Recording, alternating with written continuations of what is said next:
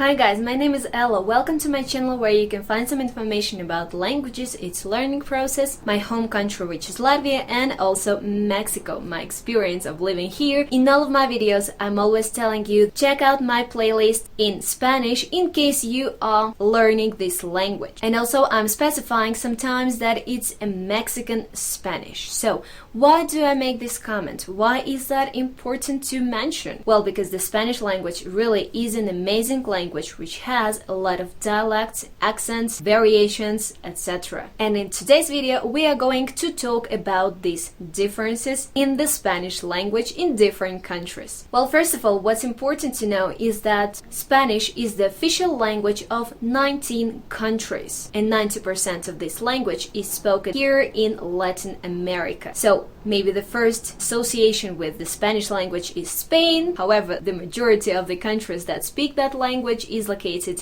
in the South American, Latin America. When you have a language that is spoken in so many countries, obviously there are going to be differences based on some cultural background of each specific territory. And that's what happened with the Spanish language. That's why it's so different, and sometimes even native Spanish speakers are not able to understand each other because, well, the difference is too huge and it really sounds like another language. So let's see 4 main differences that we are going to mention in this video. And by the way, if you want to know whether it's easy or difficult to learn the Spanish language, so here I have a video where I'm talking about this topic, whether I consider it to be difficult or easy, and in general, what language is supposed to be easy to learn. What are the criteria? If you haven't seen that video, please put me in the comments, or what language do you consider to be easy to learn and which one you consider to be the most difficult one. So first of all, one of the main differences in the Spanish language is the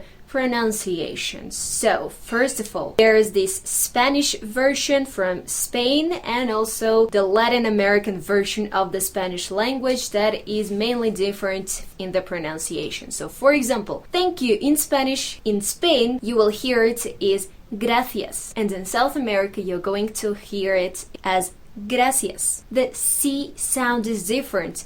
Gracias. So kind of my tongue is between my teeth, so it's like like think in English, the same sound, and in Latino version it's gracias, so it's like S basically. This letter is different. Then another one is the Z. So for example, you may hear in Spain zapato, and in Latin America you're going to listen to that as zapato. So once again, there is a slight difference in the pronunciation of the first letter. As the legend says, well, as it's supposed to be, so one of the kings of Spain was not able to pronounce well these S letters, so that's why he was saying and just not to make him so ridiculous, all the population of the country was asked to speak the same way as he was speaking, mispronouncing the C and Z sound, so that's why it was kind of something really weird what happened in the history. However, well, it's something that really stayed in the Spanish language up to nowadays. That's really a curious fact. However, in Latin America it did not have the same impact, and so people are not pronouncing it the way in Spain people do. Another letter, so the double L, that's the one that causing even more problems to many students because there are so many different versions. For example, you can say the verb to call someone is llamar, llamar, llamar, llamar. There are so many different versions in different countries, which really may be very confusing if you're barely starting with the Spanish language. Number 2, something that is really very different in different Spanish-speaking countries is the speed of the speaker. So for example, in Spain, people do speak really very quickly, and sometimes it's really causing so many trouble to students because they cannot understand it. It's like, slow down, man, I cannot understand you, I cannot follow you. In Mexico, it's supposed that people are talking quite slowly, and I would agree to that. Then in some other countries, maybe the intonation is so different that once again it's a little bit faster, then a little bit slower, and once again it might be quite confusing for the ones who are barely starting with the learning process of the Spanish language because, well, the speed is so different, and the faster you speak, well, obviously you are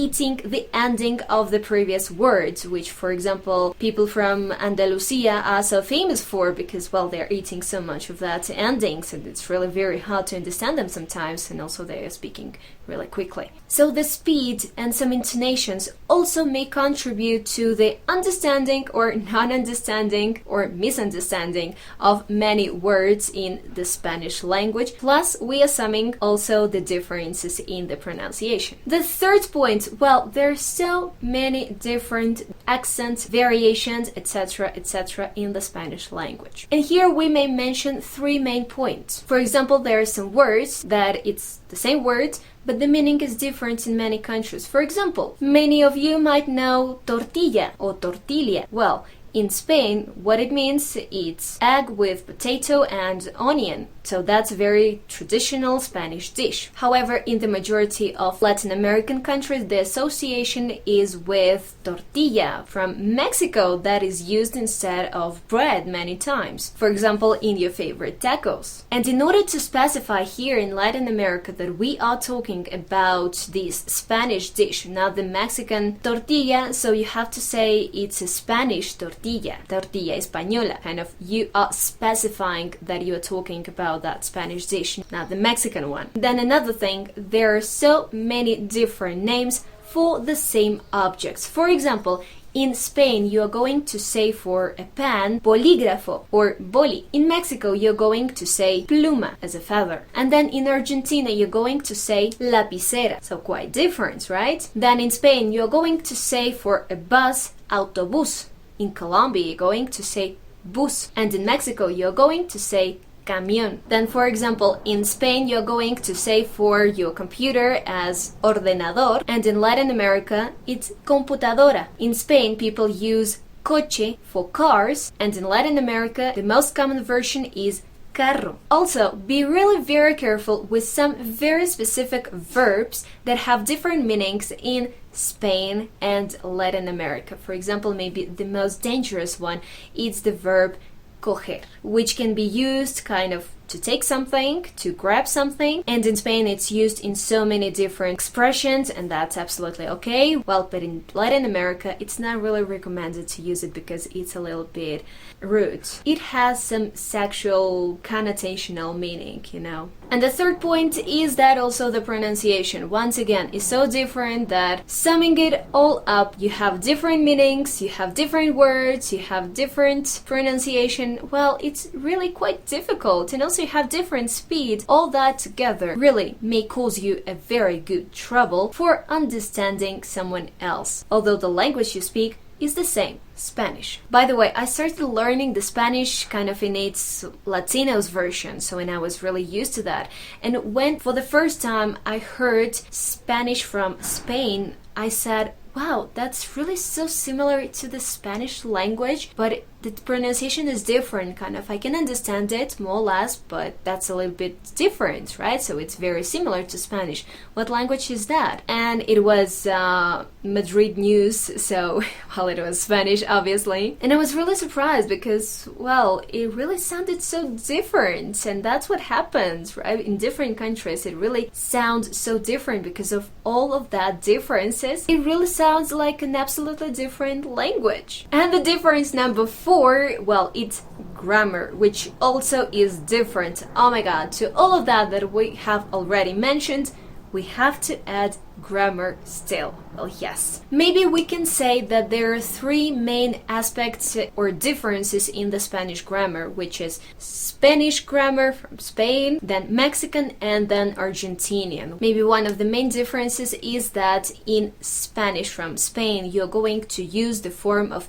you in plural as vosotros. And with the verb querer, to like, you like, in Spanish from Spain, it would be as vosotros queréis. However, in Mexican Spanish, for example, you're going to say, instead of vosotros, ustedes. And the way you're going to change it is going to be ustedes quieren. So as you can see, the difference is quite noticeable. In the majority of Latin American countries, the Mexican version is the one to be used. Kind of these are three main countries which make the difference. Some other countries make kind of a mix out of them. However, in Argentina, they went even far further than that by changing tu, you, for vos. And also another difference is that they are kind of mixing the conjugation of the verb. For example, you say in Mexican Spanish would be tú dices, and in Argentinian Spanish it's going to be